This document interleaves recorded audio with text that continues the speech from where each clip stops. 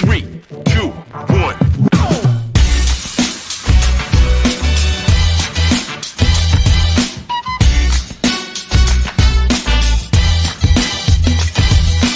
Check it out.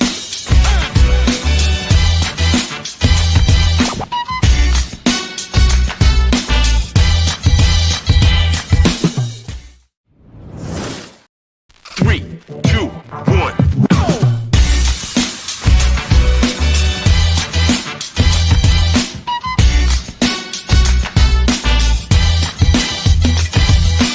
Check it out.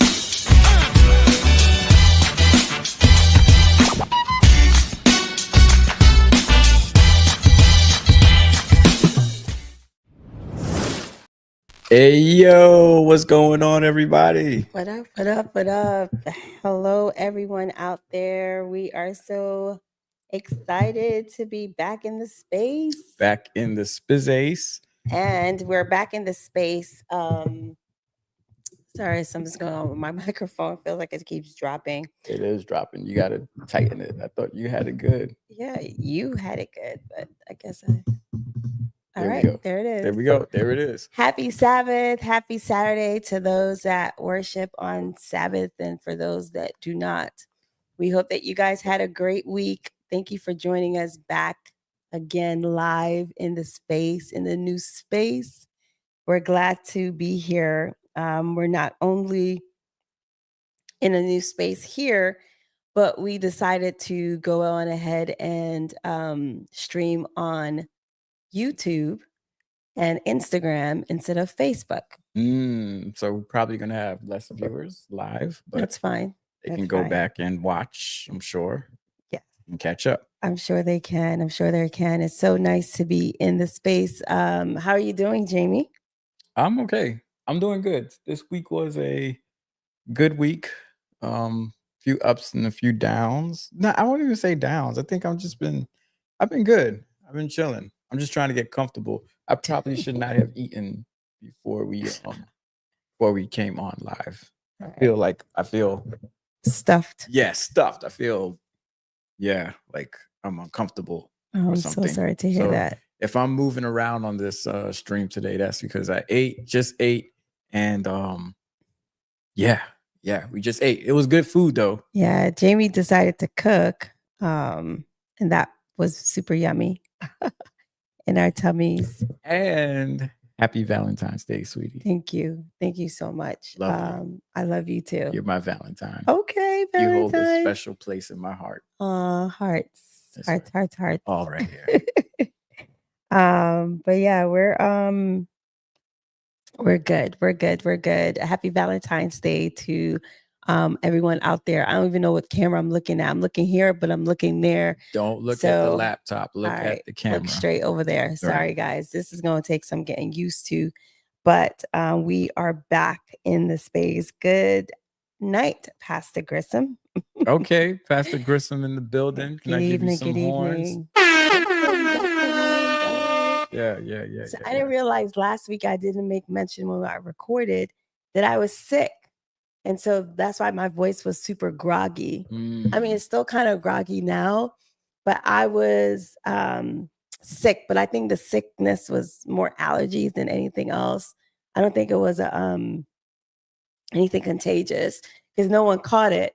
I think it was definitely my allergies acting up already, and we're not even entering. But I have year-round allergies, so it is what it is. But yeah, glad to be back in this space. Glad to be back, continuing the conversation that we started off with last week. We know that there's so much happening in the world, and I think that's like one of the things about being, I don't know, human. And that is that for me, I don't want to be insensitive, right, and not acknowledge all that's happening in our world, but at the same time, everyone know what's happening. And so this for me is like a change from what I've been hearing, what you've been hearing, and just kind of focusing on something different other than what's trending in our news Right. as of late. So Yeah. just want to acknowledge that. Yeah. Yeah. I'm still like on my minimal news watching Yes. binge. I constantly get updates on my phone. Excuse me, constantly getting updates on my phone. And I'll read it. I'll read the Times. I'll read Washington Post and catch a little CNN and MSNBC every now and then. But to protect my peace, I'm really trying not to get too engrossed in it. But yeah, it's crazy what's happening in the world. And I wouldn't even just say the world, was just happening in the United States, right? Like the threat of hearing shutting down the Department of Education, forcing people to accept early retirement or resignation. And this is supposed to be the person that campaigned on saving jobs and creating jobs. But the first thing that we're doing is getting rid of jobs, right? Like that's like the first thing, getting rid of jobs and kicking people out the country. And it's just madness. And it's going to be quite a ride for the next 4 years. Yes. And so that's why I guess, man, still sound a little groggy there, but I guess that's why we kind of are focusing on something different. Right. Changing it up a little bit from the usual rhetoric that we hear. So last week, we're going to get right into it. Last week, you dropped a bomb to some. You dropped a bomb on me. Yes. And so it has been a week since that recording of sorts. And so here we are a week later. And I guess my first question would be like, how are you feeling after basically letting everyone know that didn't know that you resigned from pastoral ministry? Yeah, I still feel good. I feel like how I felt last week. I'm just living in it. And I know last week was really just surface. We didn't really get deeply into it. But I feel good. I'm straight. I don't know any other words to describe it, but okay. I'm good. Yeah. I'm good. Yeah. Good. That's what's up. I believe that the responses have been definitely more positive than negative. True. That I think speaks to a lot that we will dive into today. But this conversation is going to kind of take a me kind of interviewing Jaime, talking through what's happening. I don't know. I just felt like playing with the pillow. Okay. Yeah. Just talking through a little bit about what it is, what happens after, right? What happens after. And so I'm just going to kind of throw some questions out to you. Well, I would also, I think throw out your questions, because I think last week I didn't really we didn't spend enough time talking about the why I left. I know. I got you. All right. Because you said after, so I'm just like, all right. No. After you said what you said. Got you. So I think right now it's like we're diving into it a little bit more, a little bit deeper. We thank you again for all of those that are watching us currently as we talk a little bit more about why Jaime left pastoral ministry. Yeah. And so here we go. Okay. So we left off. I asked you, why did you leave? And you said burnout. Burnout was what you felt was happening as a reason why. So my question for you is, at what point did you realize you were burning out? Was there a specific moment that made you say, I can't do this anymore? If you could be as specific as possible. And at what point did you realize you were burning out?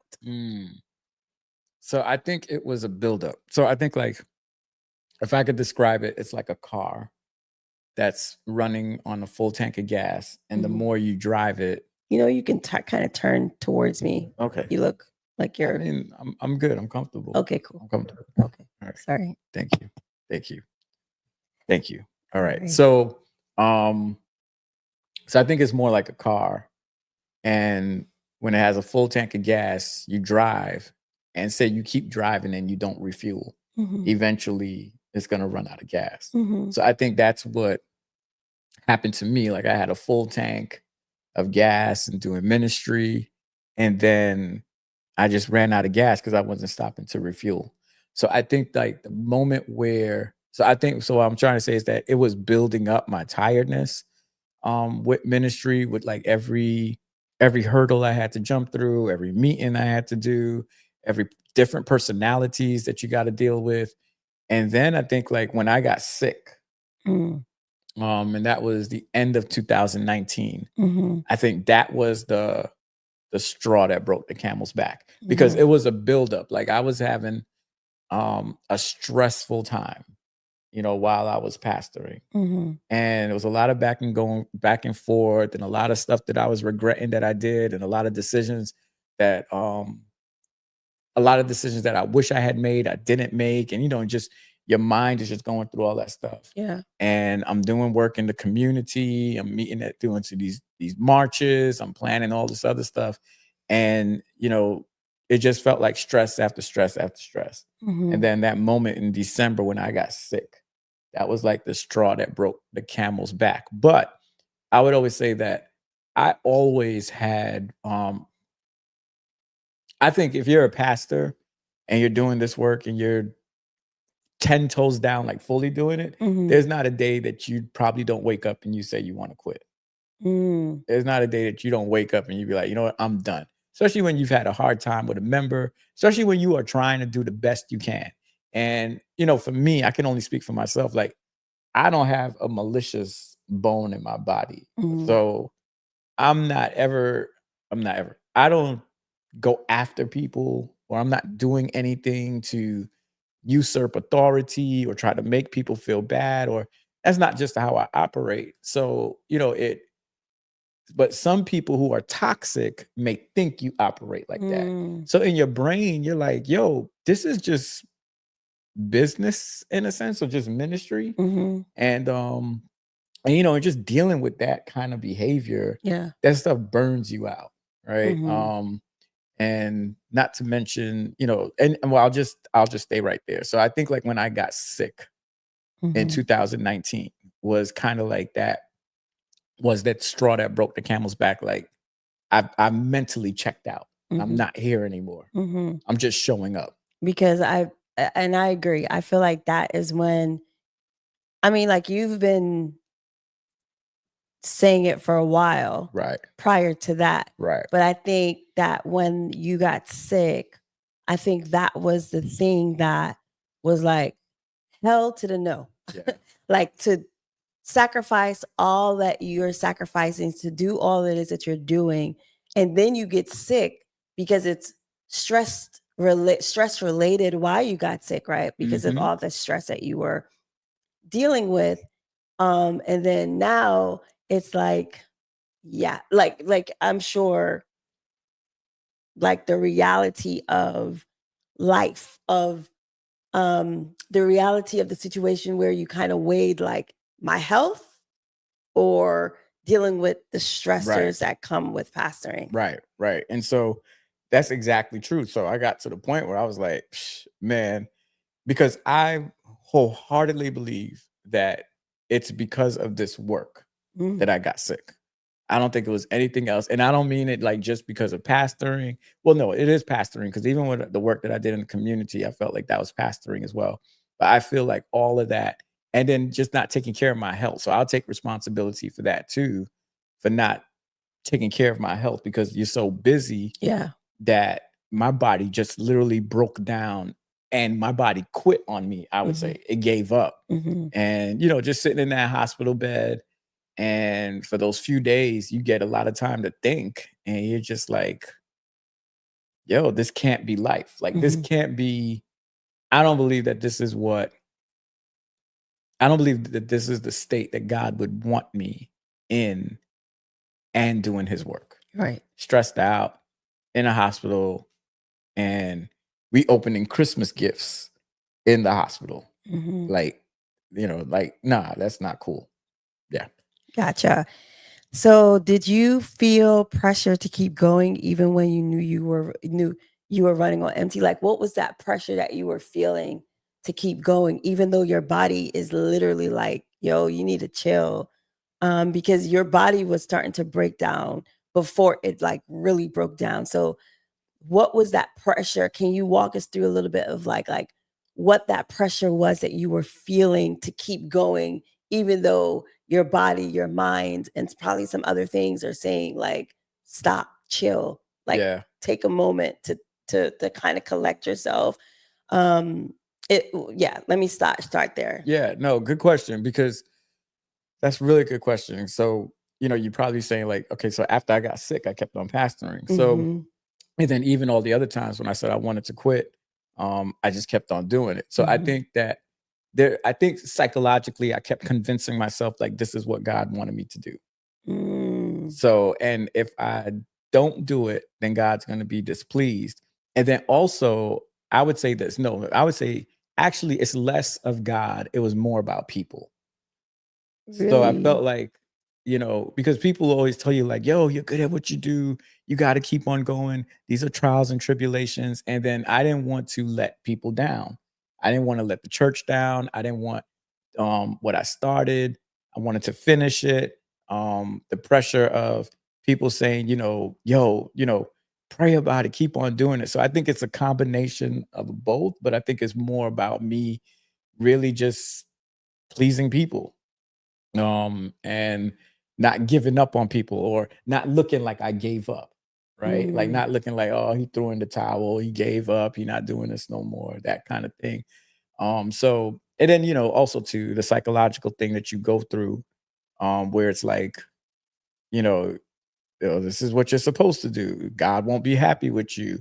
This is what you're called to do. You're supposed to suffer, right? Like, like that thing, like you're supposed to go through hard times. You're supposed to, these things, not, don't say why me, say why not me, like yeah. those kind of things that you have to psychologically convince yourself, like, this is what you're supposed to do. This is how you're supposed to do it. You're supposed to go through these trials and tribulations. You're supposed to go through this trauma. You're supposed to, like, Mercy. you're supposed to go through like this pain and this hurt, because this is what a suffering servant is. And then, as a male, I'm assuming I got to be tough. So I got Mhm. to be able to say that I worked through this and I got through this. And that's what's going to give me the victory, and, all that other stuff we tell ourselves. You said a whole lot. I know. Yeah. You just said a whole lot. Yeah. I sure did. That's a whole lot. That's a whole lot too. Honestly, um, there's just, like how the girls, you and the girls always say, like when I go, tell me more, Right. or what do you mean by that? Right. Right. That's what I really want to do, but I will not go there. Maybe it'll come back around.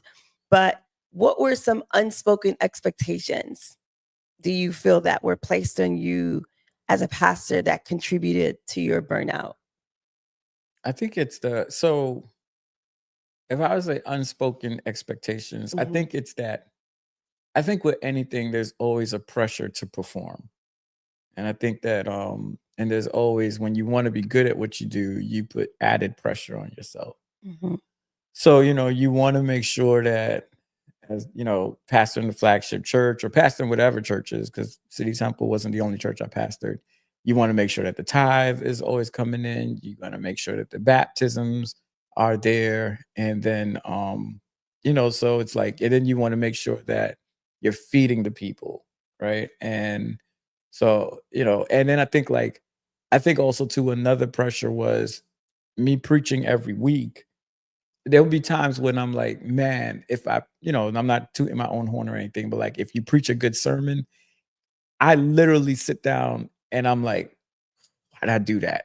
Then I got to be better do than I it. was last week, You gotta right? do it all over Got to again. do it all over again. And these people are, these folk are expecting you to say something different about a book that they've been reading all their lives, who they practically probably heard everything that they already heard.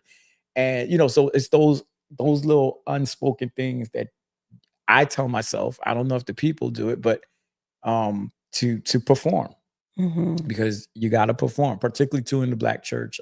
Just feel like you got to perform. You got to, because one of the things that establishes you as credible within our church is if you can preach or not. Yeah. Like, you know, if you can't preach, especially in the Black church, man, you get tossed to the wayside. Nobody checking for you, anything like that. So you want to make sure, you know, that you are, it's this like, almost like this kind of like, I wouldn't say sick, but it's this rat's race. Yeah, it's like a cynical. Yeah, like you gotta outdo yourself Cyclical, every yeah. week. You gotta put yourself on this platform, and you gotta find something creative, find a new illustration, find a new thought, find a new idea. And when you're doing it every week, Yeah. it is not easy at all to stand up for at least 30 minutes and give a word every week, because you know, I'll let the public know, for me, it don't fall like rain. Like, it's not like, oh, you know, I get a message or anything like that. So I think those are probably some of the unspoken expectations. Yeah. Okay. Looking back, Mm-hmm. do you think the structure of modern church leadership sets pastors up for burnout? Absolute resounding Ooh, yes. Jesus. I know you can talk, if you can talk through that a little bit more. Yes. I want to talk to anybody who's watching this right now. Your pastor is probably very tired and burnt out. And I think that our structure runs off of that. It feeds off of that. It almost encourages it. I think like when I look at other denominations that have, you know, sabbaticals that are mandated for pastors to take, you know, other denominations have on-hand counselors for you to talk to. But this whole thing, like, you know, there's no such thing as a part-time pastor. And then also too, with pastoring 2 churches, sometimes 3 churches, and running around and bouncing around to different places. And then sometimes you're like, for me, I was at City Temple and never had like a consistent associate pastor. And so you have the pressure of, you got to be in that pulpit, you got to preach from week to week, you got to do all the meetings, you got to do the board meetings, you got to do the business meetings, you got to do the school board meetings, and then you got all the other meetings as well. And when you're doing that by yourself, it burns you out. You get tired. So there's nobody calling or nobody checking in on you to say, hey man, your sabbatical is coming up. Or hey man, you didn't take a vacation last week, you need to be on a vacation. Like, there are other denominations that have people who are like interim pastors that step in so that you can take your sabbatical, and the church knows and the pastor knows that this is going to be our interim, and then that pastor come back so he could get reprieve, he can rest. I'm saying they can get reprieve or they can rest or stuff like that. So, you know, it's just like souls and goals, right? It's just souls and goals and money. And those 3 things, for me personally, I felt like it was a lot about that. So yeah, you get burnt out. I think the system creates that. And then I think there's also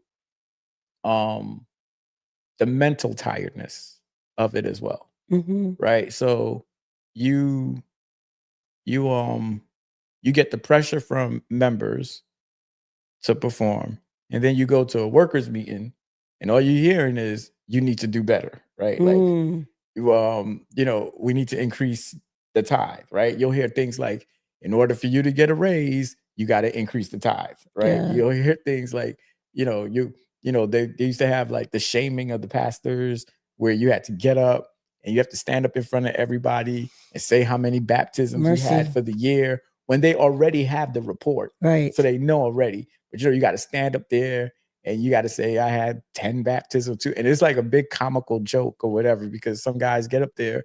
What's crazy is if you say you have 1 baptism, man, some folks get laughed at. You're like, no. I don't even know if you get laughed at, but you're embarrassed to say. Yeah, because if somebody next to you is doing like 50 and you doing like 1, right, you're basically feeling like you're not doing your job, or you're not meeting or reaching the goals that that have been set out for you, right, to measure whether or not you're doing a good job or not. Right. You know, like the other behind the scenes stuff is not necessarily celebrated or looked upon, opposed to like saying, okay, you had one baptism, what's going on there? Right. Let's dive and talk a little bit more into why is that? Do you have more focus on building relationships? Right? It should not. No, what I'm saying. Right. No, I know no, that's I'm not saying, it. yeah. I'm agreeing with you. But it shouldn't be. It shouldn't. The focus should not be on a number.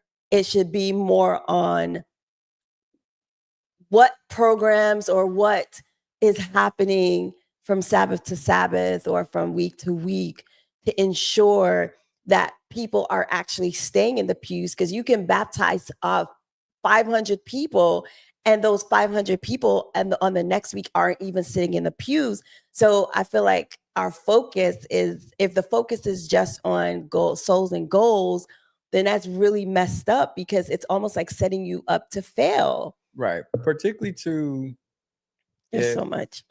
Yeah, I mean, because I have so much I want to say too. Particularly too about me. I mean, I'm gonna probably, I don't know. I want to wait for your questions, because I have stuff I want to say that will speak to that. And me personally, I can't speak for others, because there are some that enjoy that. There are some that love that. There's some that, that's their thing. That's what they want. Like they have the makeup for that. But you go ahead. You sure? Okay. It's up to you, because I can, because there's another layer as to why I left as well. Go for it. Go for it. Okay. So the other layer of why I left, I didn't feel like I belonged anymore. Mercy. I didn't feel like I fit in the Adventist ministry. So, for example, where you were talking about, the crusades and the baptisms and all that stuff, I think when I first came into the work, I did like a crusade. I used to always be a Bible worker, and this was before I got behind the curtain, right? That's kind of like an internship in some ways for a pastor to get hired, because I wasn't sponsored through seminary. It's like you work at these crusades and you see these crusades, and you think like that's what you got to do, because I'm not behind the doors as yet. So I get hired. My first assignment is my first assignment was Greater New York. And, I remember that church that I was in, which was crazy, because here I'm at, this young guy, I get tossed in this church with these other guys who are pastors. They were pastors back in the Caribbean. Who knows if they were real pastors? Right. But like, they're like far older than me. Yeah. I don't have any authority. I wasn't like given any, I was just saying, just go there. And then left there. And my first assignment was at Ephesus, and working with Dr. Blue. And I remember we would do like kind of like revivals and crusades together. And that was cool. And then after I left Ephesus, I pretty much said that I'm not doing crusades. Like, I don't want to do that, because looking back at just the whole practice of it, I felt that it is unauthentic. I felt that it was transactional. Mercy. And I felt that also was a waste of money. And I'll tell you why I felt like it was unauthentic. Wow. I felt like it was unauthentic because you bring in a evangelist, you bring in these Bible workers, you bring in these musicians, all to create a feeling or an atmosphere to get these people in the pool. And then you get these people in the pool, they get baptized. And I've seen some crazy stuff at these crusades of who gets baptized and how they're getting baptized. I remember New York had to cut it out because they were sponsoring people to get their green cards and stuff like that. And they had to cut that stuff out. And so that was the unauthentic part. Then the transactional part was that if these folks get baptized and then you don't see them no again, right? Or they got baptized and then we hit them with the okie doke. They come inside the church. That same evangelist, that same Bible worker is no longer there. They're gone, and then they're left with the members, right? Who are probably nasty, mean. The members don't even know them because the members never met them. Correct. Right? They just and then 9 times out of 10, it was just to put a number so that when you get up at that workers meeting or you give that report, or when the conference gives the report, it's that big, large number. But Right. after that, nobody cares about where they are. So that's the transactional part. But before you move on, the transactional part also is they are listening to this pastor that comes in, an evangelist that comes in. The local pastor is not preaching like this person that has been brought in. Right. And so you have the people thinking that they're coming into this high praise. They're coming into this high praise with all these musicians, all these artists that are like the best of the best. And then you leave them Right. to be in the same church. Right. Very transactional. And then also a lot of scare tactics are used too, right? So if you Mercy. look at like the names of the crusades are always like news for the crisis. And so Yeah. it preys on people who, number one, who are poor or in crisis, right? Because like we don't put up tents in rich neighborhoods, or we don't put up tents in affluent neighborhoods. We put them in low income neighborhoods. And I mean, at the end of the day, that's probably where you'll get the most reach, right? But it's very transactional because as soon as we get them baptized, they kind of go out the door. And then the money that goes into it, right? The amount of money. And the thing with the money is like, I felt like that money can be used to empower people or empower the community or invested in the community than in all these lights and cameras. Because what I've discovered is that people stay in churches because of relationships. Right. And I feel like if That we part. invested more in, I always say that if I can invest more in teaching you how to invite your friends or how to invite people or how to build relationships with people, then the church will grow. Or if I would create just meaningful programming, it would do that. So, long story short, I didn't feel like I belonged because every year you get pushed to do these revivals and these crusades, and it just wasn't my thing. I'm not an evangelist. Right. And you're expected to be an evangelist, and that's not what I am. And they would say things, if you're a pastor and you're not an evangelist, then you're not a pastor. So I'd be like, you know what? Maybe I'm not a pastor. Maybe I don't belong here. And then like I preach social justice. Right. And I always felt that social justice was the key to unlocking young adults and the key to growing your church and the key to relevancy. Yeah. Because I always felt that people wanted a place where they can express their faith in the real world, right? And so I just felt like my social justice was never accepted. Like me, who I am and what I preach, it was almost like it's a nice little hobby, it's cute, but that's not what we need right now. Right. But you've had people Oh yeah. from the top down Oh yeah. will tell you, Stop preaching that black stuff, stop preaching that social justice, stop doing that. And so I would have to conform and become something that I'm not. And it gets tiring when you don't feel like you're valued. Yeah. Or you don't feel like you belong. And so, I'm like, I felt like I was lost, right? Like, what am I doing here? I can clearly see that, yes, there are people that hear me preach and appreciate that. But it's one thing, when the members affirm you, but you also want your church to affirm you. You want your organization to affirm you. You want your organization to say, man, can you write this, or can you do this, or can you develop this for us to help us with this angle in regards to justice, in regards to that stuff. And so, I just felt like I didn't fit no more. And then there were things that I would witness that I just didn't agree with in my soul. I don't agree with, the church's stance on not ordaining women. I don't agree with, the church's stance on how some of the money is being used, what it's being used for. And I just felt like I had to be true to myself as well, and didn't want to live a contradiction or a lie, and say, you know what? It's maybe best if I step away from this. I'm not tearing it down, not tearing anyone down or anything like that. But I didn't feel like I belonged, and then how sometimes being handled without care just made me say, you know what? Maybe this, I don't have the I guess the character, or no, like the Personality. personality, the trait, or whatever it is that you need in order to do this work. And we could speak a little bit more about that as well. Mercy, you said a whole lot. I'm gonna keep saying that because I feel that there's a lot that you just said. Mhm. And I think that it's probably never been said Mm. on the out, like, openly. Mhm. I think it's been said behind closed doors, but for it to be said the way that you just said it, I Mm. think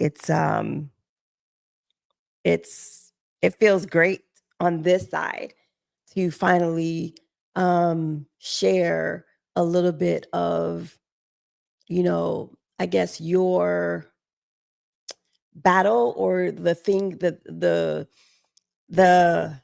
it almost like it came to a head, the tension of you not feeling like you belong, you don't fit into this thing that you're called to it, right? And that's something that we can even dive more into. Yeah. What does that call look like? Right. Because again, I feel like people assume that because you've been called that you have to suffer through this thing, Yeah. that you feel within yourself like God is saying, nah, I'm good. Yeah. Like there are other ways for God to use you other than in this form or in this way. Right. And I think that's why at the beginning, when you announced it last week, I wanted to kind of reiterate the fact that you were not saying that you were leaving Adventism, because I think people often assume Yes. just because you are stepping down from being a pastor means that you are leaving Adventism. And honestly, if I were to put it out there, even if you were, that's your choice. Right. You know what I mean? Like that's your choice. Right. But anyway, Right. Yeah, because we got a text like that this week, yes, right? a text like, oh my gosh, like Right. whatever. So Right. I'm lost. Yeah, we're lost. we're Or something. lost, like Yeah. we're banned to hell, Right. banished to hell because of that, right? Those are just some things, some nuances that that I feel that it is very prevalent with our faith. Yeah. And we often use there's no difference. So for example, like the question I want to ask you is how did burnout affect your relationship with God? Yeah. Oh man, that's good. Man, burnout. I didn't want to like talk to God. Mercy. Because it started getting to a point where the Bible was just a textbook for me. Mercy, Jamie. And it was just Sorry. a textbook Wow. that I had to read so that I could prepare sermons for it. So there was no me pouring into myself through the word of God, right? So it was just becoming like, particularly too when I got sick, because I was like, God, like I'm out here killing myself, and you gave me this. I'm like, I know a few other people that you could have given this to. Mercy, Jesus. But you gave it to me. So forgive him, Lord. So yeah, please forgive me, Lord. And I did ask for forgiveness, Yes. as I sat there and started thinking. But those were real thoughts that I was having. And so it just became like, I think like I lost my connection with God pastoring. And I lost that communion I had with God pastoring. Because it became work. Like I think sometimes what people don't understand, and what it came to me is that church is a religious business. And as a business, it has a bottom line. And that bottom line is to perform. And that bottom line, particularly too, when you are in a church that is the flagship church, that the tithe carries the conference, that they need it, there is a pressure to meet that bottom line. Like at the end of the day, it's a religious business. And I think that before you go on, I think that a lot of people are, what's the word? Almost afraid to say that the church is a business. Right. Like because it's religious, because it's spiritual, they think that business and spiritual cannot coexist. Right. And I think that's what messes up a lot of things, right? Yeah.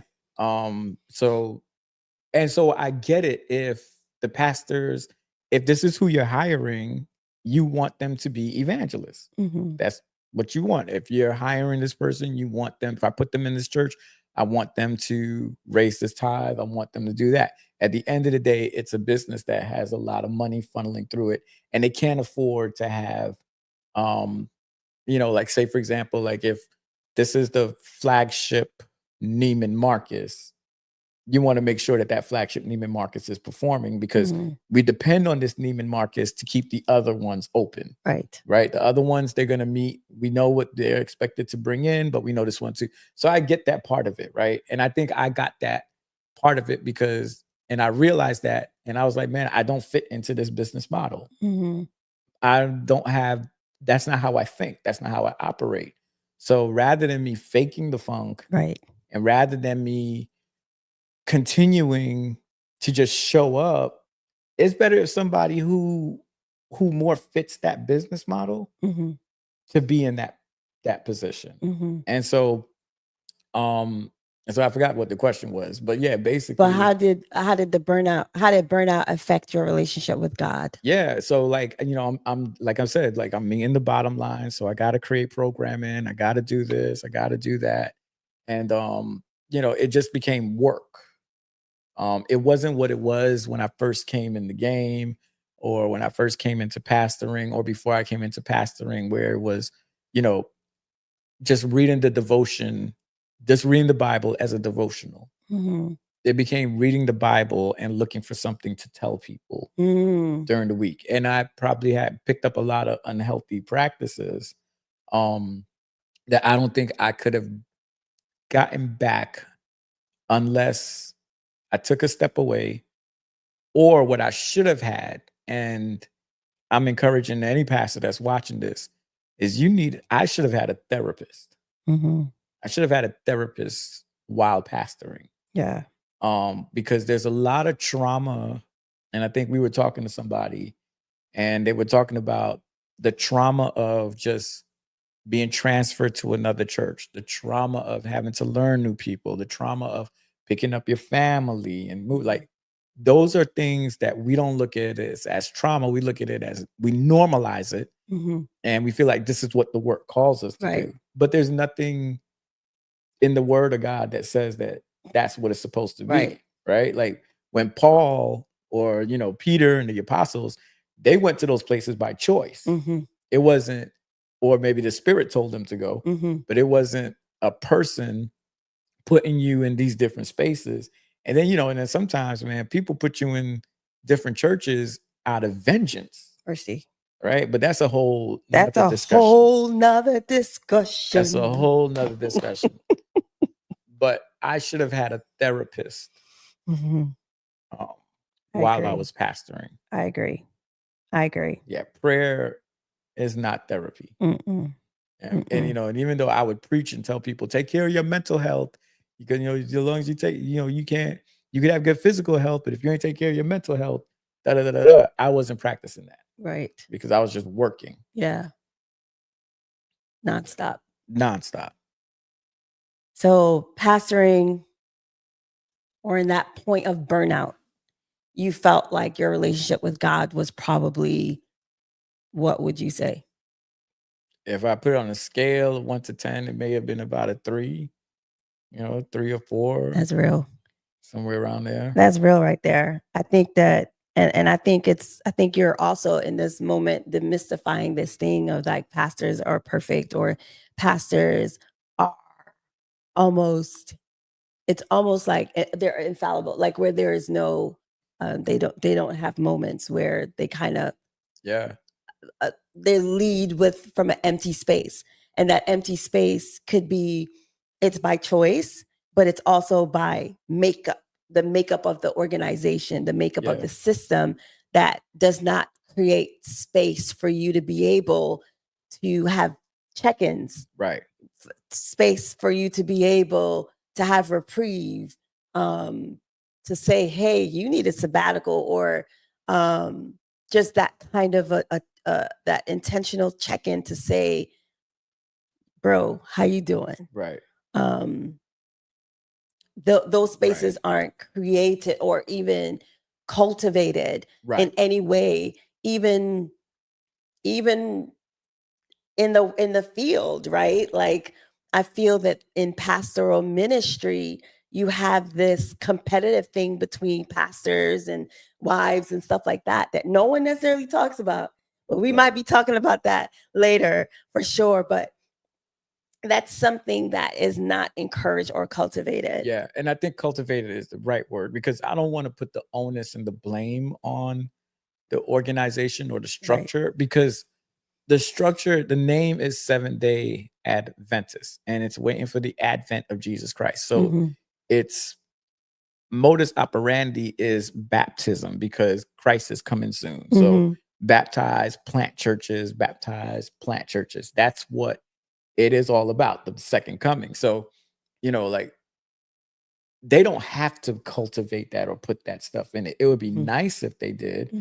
And the onus can be on me too, because I should have done what I've done, what I'm doing right now. Right. I maybe should have done that years ago. I should have gotten myself a therapist. So I think what I would say is that there's no one who talks to you about what you're getting into. Mercy.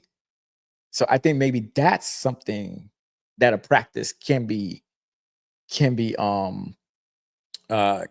start. Like, like Caitlin, we were talking to, she's got aspirations to be an orthopedic surgeon. And as we were sitting down with our friend Eddie was telling her kind of like, look at the business of it. Look at this. Like nobody has that conversation, or nobody at least had that conversation with me, to be like, all that stuff you learned in school, bro, throw that stuff out, because you ain't really going to use 95% of it. But I want you to learn what you're going to have to look forward to. And that is, get yourself a therapist. Yeah. That is, make sure you take time for yourself, because the one thing about church and about working in the church is that people, I don't know if people or the system will make you feel guilty for saying no, or like if you taking care of yourself. Like there'd be times where it's almost like I felt like we couldn't post pictures if we were on vacation, or if we were doing something that we enjoyed, or even the pressure to drive a certain car, right? Like you didn't want to drive a luxury car or look at a luxury car because, your members might be looking at you, and it's like there's like all these crazy little thoughts that go off in your brain. They go off in your brain and go off in my brain as I was pastoring. And I think that's partly because of my personality too. I think I am naturally a person that likes to make other people happy, and naturally a person that likes to please people. And I think pastoring, that is not a characteristic or a trait that works well. I always feel like, leaders walk a thin line that is between being loved and being hated. Yeah. And the sad part is the ones that are hated usually get the most respect. The ones that are loved tend to get either depressed or stepped upon. And but I just have that kind of personality, in which kind of makes me question. I started questioning, like, do I have the right personality and the right personality for pastoring? I feel like I have the gifts of preaching and teaching, but do I have all of the necessary qualities and characteristics that it takes to be a pastor in the Seventh-day Adventist church? Mercy. So here's my last question, because I have a lot of questions. That's why for sure we're coming back and hitting it up. How did you navigate holding personal doubts while still leading others in faith? Yeah, I had to divorce myself from my feelings. So I had to turn off. So I had to like go into a zone. So who I am behind the pulpit is probably not who I am when I'm not behind the pulpit. So it's almost like I become a different person for that moment. I remember like people used to always be like, you can't be introvert. You got to be an extrovert. Yes. Look at how you preach. You're an extrovert. And I say that all the time. I'm They're like, you're not no, an extra I am a introvert. complete introvert. Like I just get up and become extrovert for those 30, 40 minutes. And then I just want to go back in my corner. Mm-hmm. So I think like a lot of the times I would just have to divorce my feelings. And it's part of that cycle. It's part of that thing that you train yourself psychologically, is that you say like, not I, but Christ. Mm-hmm. Deny self, put self away, put this away, put that away, go and do the work, serve the people. You constantly beat yourself in the head. So that's how I used to get the strength to continue to do it every week. Mm. I think I broke down because I started like putting pieces together. And I know like there would be times where I would drive up to the church and I'd just sit in the car for like 10 or 15 minutes because I didn't want to go inside. Mm-hmm. I'd be like, I don't want to go inside. I'm tired. I don't want to do this. And then there'll be times when I'm preaching and I'll be standing up there and I feel like literally while I'm preaching, I want to sit down. Literally while I'm preaching, I'm like, I'm in my head, I'm saying, yo, you look like a clown. Like, what are you doing up here? What are you saying? What are you doing?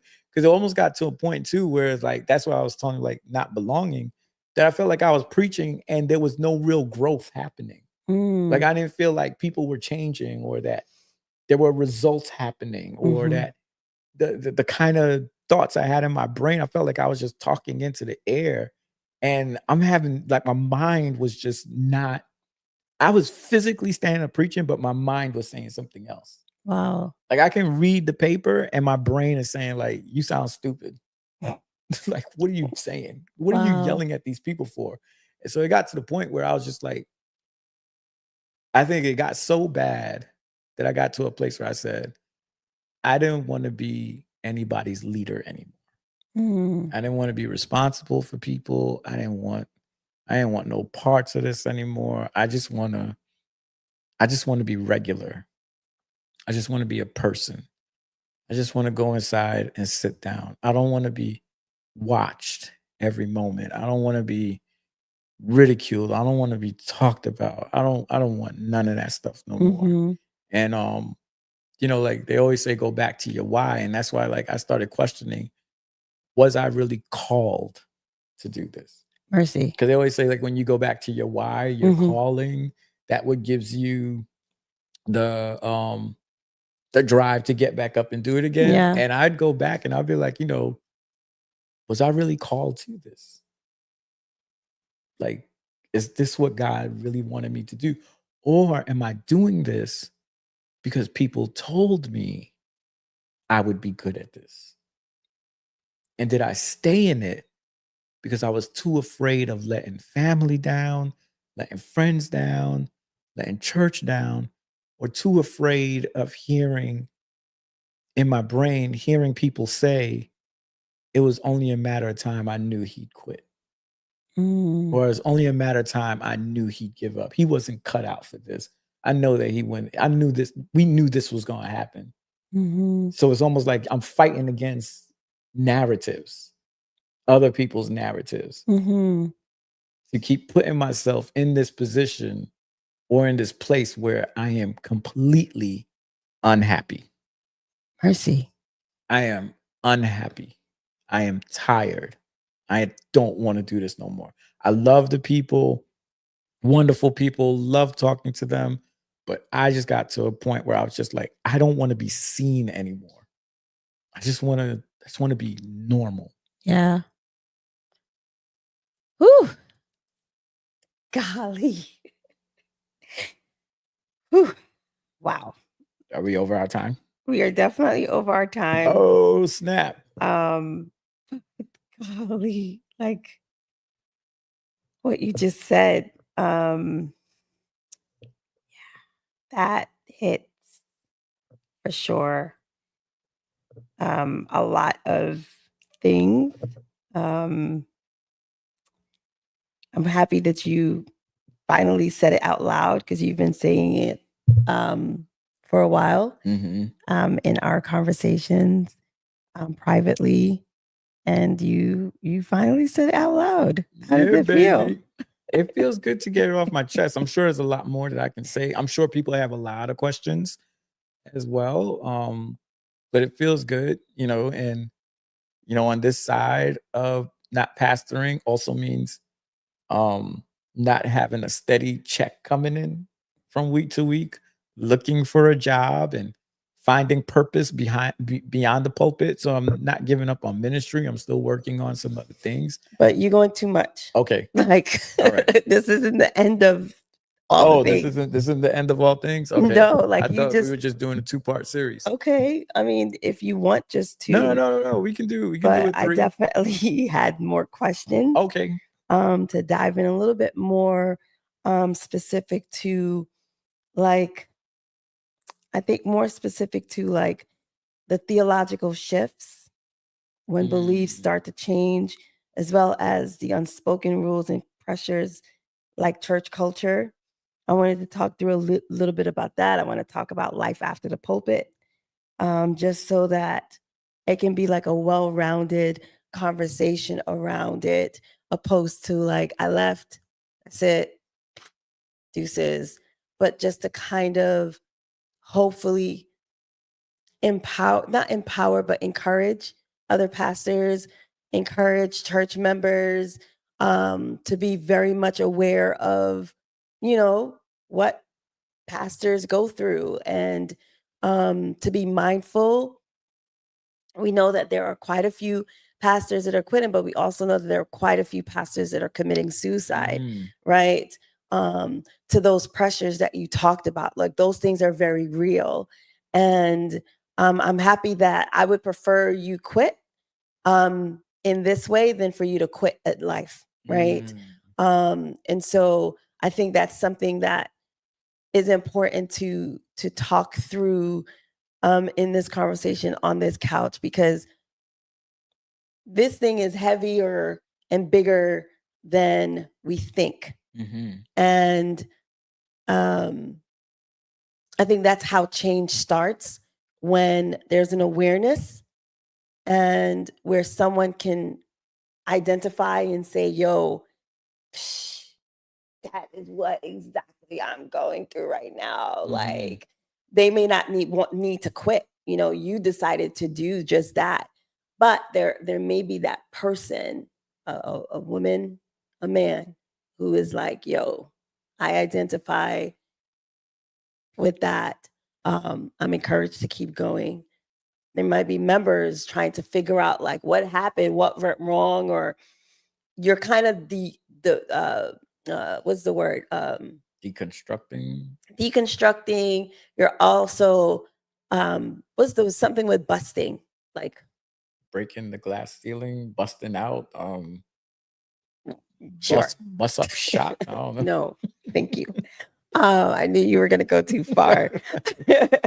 That you're kind of like taking out the part about demystifying. There it is. That's the word. I said busting. Yeah. Goes busting, but demystifying the reality of what is, and really trying to speak into change prayerfully, right? Change to happen, to kind of change. I don't know if it's changed the system, because I feel like the system will continue to perpetuate itself. Yeah. But just like how we can approach changing, shifting, pivoting to a better way. Yeah. Pivoting to a better way. And I think it starts in those early stages, those early years of hiring, of having some real candid. I think Myron was doing this with Code Red.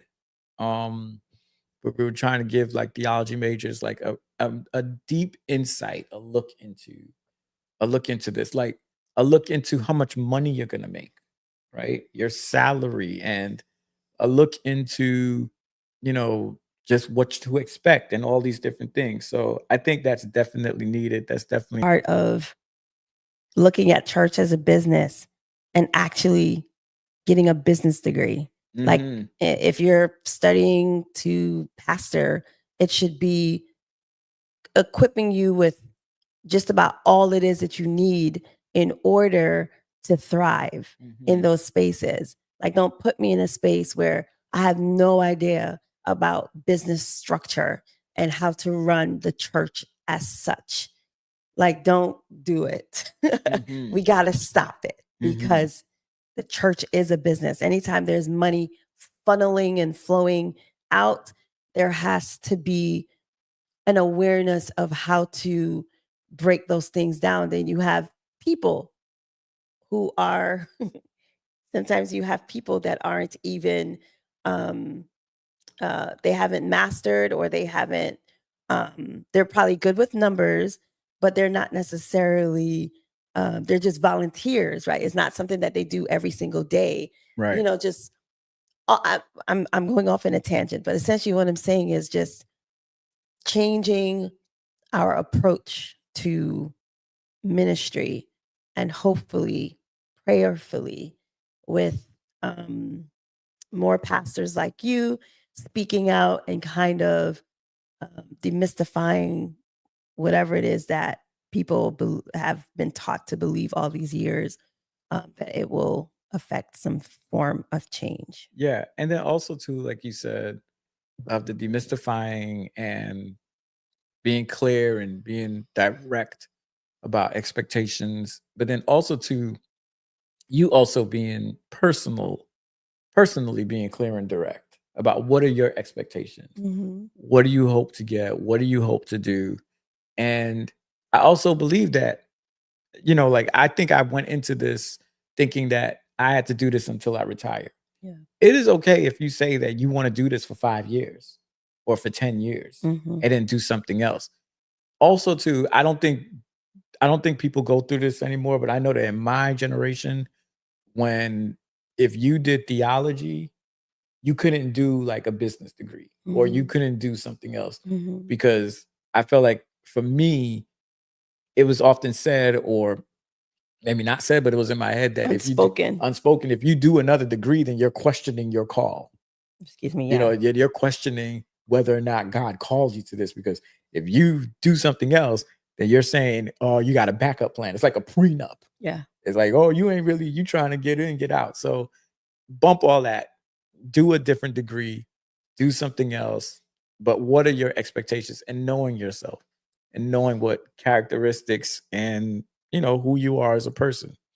Knowing your strengths And your weaknesses. Yeah. Yeah.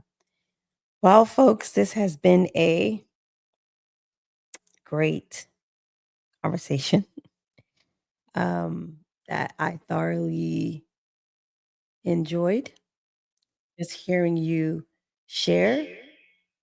And oh man, I didn't want to come out. Sorry. I'm trying to like control this with my phone. So clearly. And so I think that this conversation continues. So please come back and tune in next week. So are we doing a part 3? We're doing a part 3, but it's going to be recorded. So it's not going to be a live. And so it's going to be recorded. And so we're going to look forward to sharing that with you all on Friday, next week, Friday for sure. But yeah. So see you later. Peace. This is Carlene. And this is Jaime. And we still haven't figured out how to like, so I'm going to get up and I'm going to walk to the laptop and I'm going to press the end the stream. So ghetto. So thank you for watching us. We're still working out our studio that we're working in. Our laptop's no longer close to us. But we appreciate y'all rocking with us. And so Here I come. Close up in your camera. 3, 2, 1.